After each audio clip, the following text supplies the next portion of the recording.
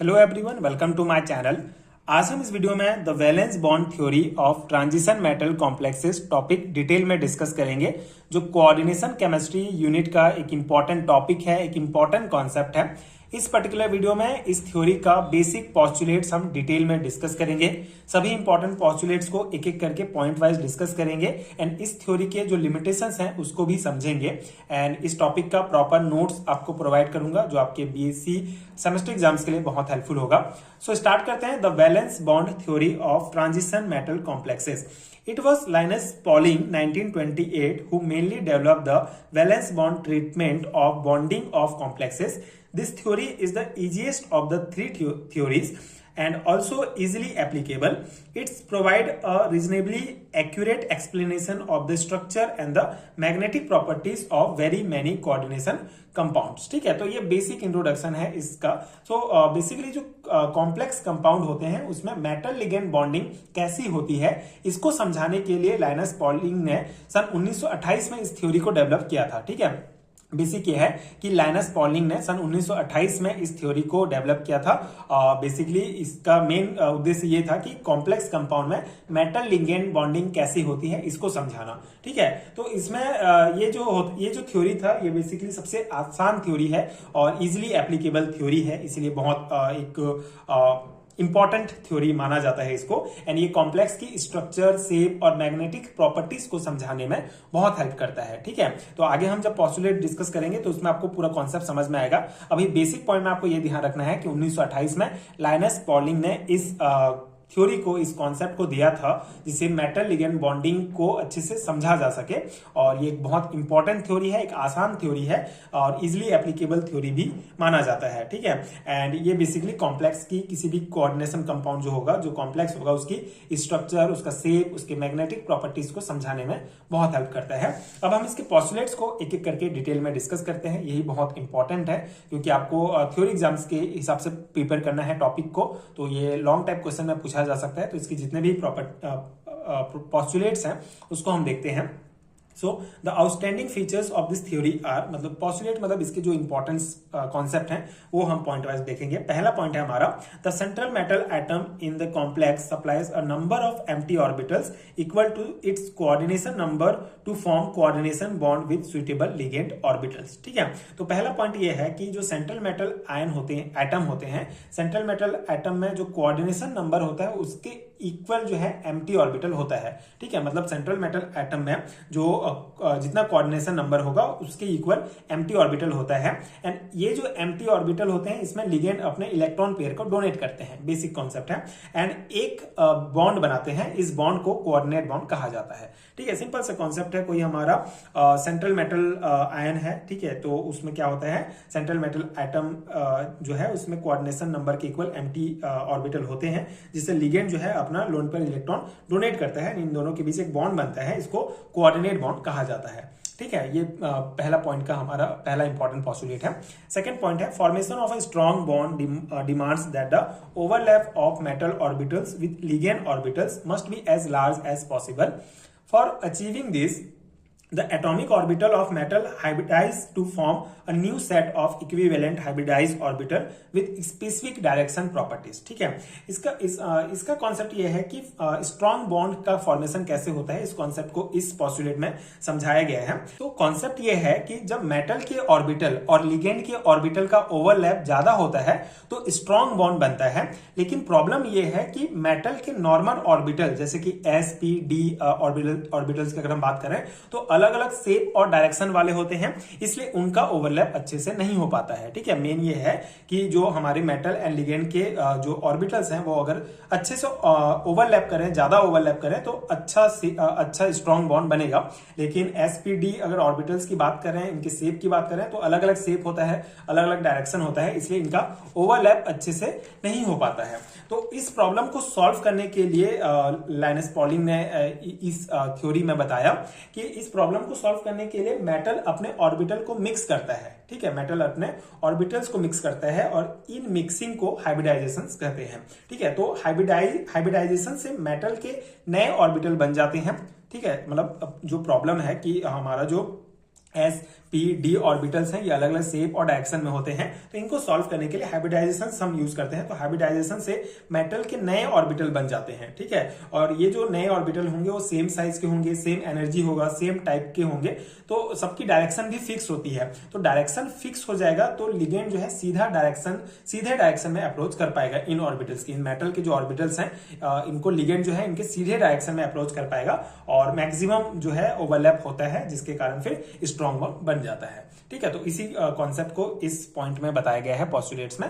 Simple सा concept है कि हम जो एस पी डी जो ऑर्बिटल होते हैं ये अलग अलग शेप के होते हैं, तो लिगेंड के साथ अच्छे से ओवरलैप नहीं कर पाते, जिसके कारण वीक बॉन्ड बनता है। तो अच्छा बॉन्ड बनाने के लिए मेटल का जो है हाइब्रिडाइजेशन होता है, मतलब जो ये मेटल जो होते हैं अपने ऑर्बिटल्स को मिक्स करते हैं, जिससे मिक्सिंग ऑफ हाइब्रिडाइजेशन कहेंगे, ठीक है। तो इस हाइब्रिडाइजेशन से मेटल के नए ऑर्बिटल बन जाएंगे, जिनका डायरेक्शन जो है एंड शेप जो है वो सेम टाइप का होगा, जिससे लिगेंड अच्छे से बॉन्ड बना के जो है स्ट्रॉन्ग बॉन्ड बना पाते हैं, ठीक है। तो ये हमारा सेकंड पोस्टुलेट्स हो गया।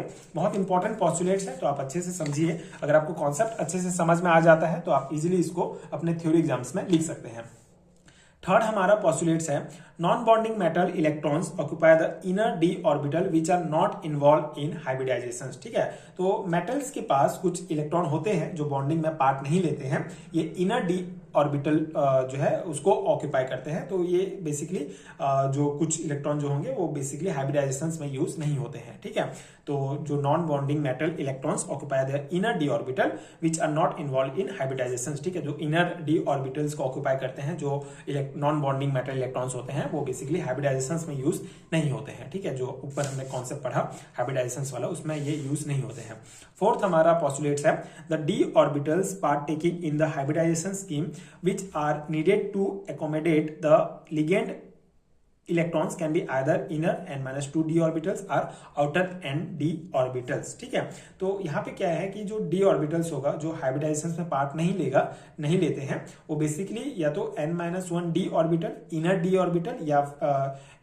ऑर्बिटल या फिर जो आउटर डी ऑर्बिटल है ये हो सकते हैं, ठीक है। मतलब जो डी ऑर्बिटल हमारे पार्टिसिपेट नहीं करते हैं वो या तो n-1 डी ऑर्बिटल या जो होगा इनर डी ऑर्बिटल हो सकते हैं, या फिर आउटर एन डी ऑर्बिटल मतलब आउटर डी ऑर्बिटल हो सकते हैं। ये पॉइंट है हमारा। फिफ्थ पोस्टुलेट्स है each ligand donor group must contain a lone pair of electrons. So ligand जो इलेक्ट्रॉन पेयर डोनर होता है वो हर लिगेंड के पास बेसिकली एक लोन पेयर ऑफ इलेक्ट्रॉन होता है, फ्री इलेक्ट्रॉन पेयर जिसे कहते हैं, वो होना चाहिए, जो बेसिकली वो तभी वो मेटल के एम्प्टी ऑर्बिटल को डोनेट करके कोऑर्डिनेट बॉन्ड बनाएगा। तो ये तो सिंपल सा ये पोस्टुलेट है। 6 हमारा a covalent bond is obtain by the overlap of a vacant hybridized metal orbital and a field orbital of the ligand. Occasionally the bond is also referred to as the coordinate bond, ठीक है। तो इस point में क्या कहा गया है कि मेटल का जो खाली हाइब्रिड ऑर्बिटल होगा एंड लिगेंड का जो फील्ड ऑर्बिटल होता है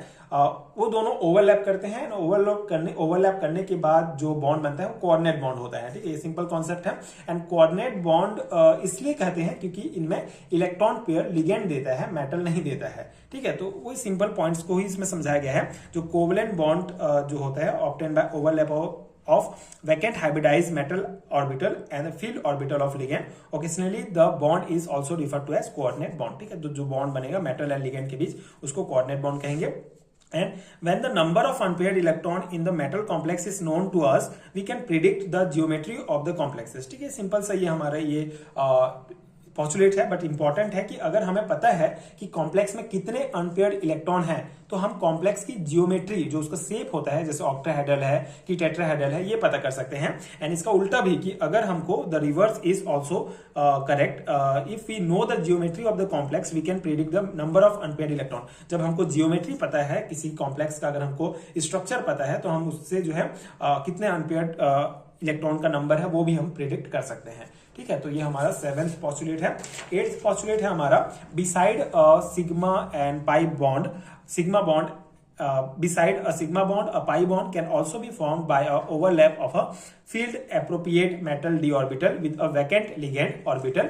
This type of double bonding take place in the complex of metal ion which is in low oxidation state. ठीक है, तो इस पॉस्टुलेट का कॉन्सेप्ट ये है कि नॉर्मली लिगेंड जो है मेटल को इलेक्ट्रॉन पेयर देता है। ठीक है, मतलब कि वहां पे क्या बनता है, हमारा सिग्मा बॉन्ड का फॉर्मेशन होता है। लेकिन कभी कभी क्या होता है कि मेटल के पास जो फील्ड डी ऑर्बिटल होता है, ठीक है, मेटल सिंपल कॉन्सेप्ट ये है कि नॉर्मली लिगेंड जो है वो मेटल को अपना इलेक्ट्रॉन पेयर देता है, तो इस स्थिति में हमारा सिग्मा बॉन्ड का फॉर्मेशन हो रहा है। लेकिन कभी कभी जो मेटल होता है उसके पास जो फील्ड डी ऑर्बिटल होता है एंड लिगेंड के पास क्या होता है, एम्प्टी डी ऑर्बिटल होता है, तो दोनों के ओवरलैप से जो हमारा ओवरलैप से जो बॉन्ड बनता है वो उसको हम पाई बॉन्ड कहते हैं। ठीक है, पाई बॉन्ड कहा जाता है।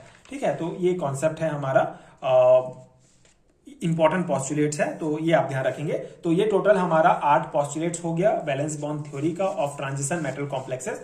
आई होप कि आपको समझ में आ गया होगा कॉन्सेप्ट। मोटा मोटा कॉन्सेप्ट यही है कि किस प्रकार से बॉन्ड फॉर्मेशन हो रहा है, किस प्रकार से डी ऑर्बिटल वैकेंट है एंड हाइब्रिडाइजेशन वाला कॉन्सेप्ट, ये सभी आपको पॉस्टुलेट्स में लिखना होगा। ठीक है, तो ये हमारा कॉन्सेप्ट है। अब देखिए, ये valence bond theory important theory है, लेकिन इसकी कुछ इंपॉर्टेंट लिमिटेशंस भी है। ठीक है, कि इसकी कुछ कमियां भी हैं, जिसको हम एक एक करके पॉइंट वाइज डिस्कस कर लेते हैं, क्योंकि कभी कभी थ्योरी एग्जाम्स में आपको लिमिटेशंस भी पूछे जाते हैं वैलेंस बॉन्ड थ्योरी के। अलग से टॉपिक्स आपके सिलेबस में दिया गया है, तो आप इसको डेफिनेटली अच्छे से ध्यान रखेंगे। तो पहला हमारा लिमिटेशंस है, many coordination compound absorb visible region and exhibit color, VBT does not explain about this। ठीक है, तो इसका कॉन्सेप्ट ये है कि जो बहुत सारे जो कोऑर्डिनेशन कंपाउंड होते हैं वो बेसिकली विजिबल रीजन में, विजिबल रेंज में लाइट एब्जॉर्ब करते हैं, इसलिए कलर्ड होते हैं। ठीक है, और ये colour basically D D transition की वजह से होता है, जो हमने पहले भी ये कॉन्सेप्ट समझा है कि डी डी ट्रांजिशन के कारण कोई भी कोऑर्डिनेशन कंपाउंड जो है वो कलर्ड होता है। ठीक है, कलर उसमें आता है। लेकिन जो वैलेंस बॉन्ड थ्योरी है, वीबीटी है, ये कलर के बारे में बिल्कुल भी कोई एक्सप्लेनेशन नहीं देता है, एक्सप्लेन नहीं कर पाता है, इसीलिए इसका एक इंपॉर्टेंट लिमिटेशन है। ठीक है, सेकेंड पॉइंट है हमारा, some of the metal ion like copper ion form distorted octahedral complexes, this theory did not give the explanation of this fact. ठीक है, तो कुछ मेटल आयन जैसे कि यहाँ पे एग्जांपल कॉपर 2+ आयन जो है हमारा, ये डिस्टॉर्टेड ऑक्टाहेड्रल कॉम्प्लेक्स फॉर्म करती हैं। ठीक है, तो लेकिन ये जो वैलेंस बॉन्ड थ्योरी है, ये जो थ्योरी है, इसके बारे में कोई एक्सप्लेनेशन नहीं देता है, तो ये भी इसका एक लिमिटेशन है। थर्ड है हमारा, the theory could not explain as to why some octahedral complexes are inner orbital complexes and some are outer orbital complexes. ठीक है, तो देखिए, कुछ ऑक्टाहेड्रल कॉम्प्लेक्सेस इनर ऑर्बिटल होते हैं, मतलब लो स्पिन शो करते हैं, एंड कुछ ऑक्टाहेड्रल कॉम्प्लेक्सेस आउटर ऑर्बिटल होते हैं, मतलब हाई स्पिन शो करने वाले होते हैं। लेकिन वीबीटी जो है, वैलेंस बॉन्ड थ्योरी, इसको एक्सप्लेन नहीं करता है कि इसका कारण क्या है, मतलब क्यों इस प्रकार से जो हमारे inner orbital and outer orbital होते हैं वो ऑक्टाहेड्रल कॉम्प्लेक्सेस शो करते हैं, ये इसके बारे में कोई एक्सप्लेनेशन वैलेंस बॉन्ड थ्योरी नहीं देता है। फोर्थ हमारा, the VBT enable to predict whether the coordination complex form by a metal ion with coordination number 4 is either tetrahedral और स्क्वायर प्लानर। ठीक है, तो बेसिकली वीबीटी जो है ये प्रिडिक्ट नहीं कर पाती है कि कोऑर्डिनेशन नंबर 4 के कॉम्प्लेक्सेस टेट्राहेड्रल भी हो सकते हैं एंड स्क्वायर प्लानर भी हो सकते हैं। इस कॉन्सेप्ट को वीबीटी नहीं समझा पाता है, तो ये फोर्थ हमारा लिमिटेशन है। फिफ्थ है, when same metal ion is bound to different kind of ligands they form coordination complexes with different stabilities, this theory could not explain the reason. ठीक है, फिफ्थ पॉइंट है हमारा कि एक ही मेटल आयन अगर अलग अलग लिगेंड के साथ कॉम्प्लेक्स बनाए तो उन कॉम्प्लेक्स की स्टेबिलिटी अलग अलग होती है। ठीक है, लेकिन जो वैलेंस बॉन्ड थ्योरी है, इसको भी ये एक्सप्लेन नहीं करता है, इसका कोई स्पेसिफिक रीजन जो है एक्सप्लेन नहीं करता है, तो ये भी एक इंपॉर्टेंट लिमिटेशन है। 6 हमारा, measurement of paramagnetic moment is related to the number of unpaired electrons, but in some complexes magnetic moment is theoretically calculated based on the number of unpaired electron.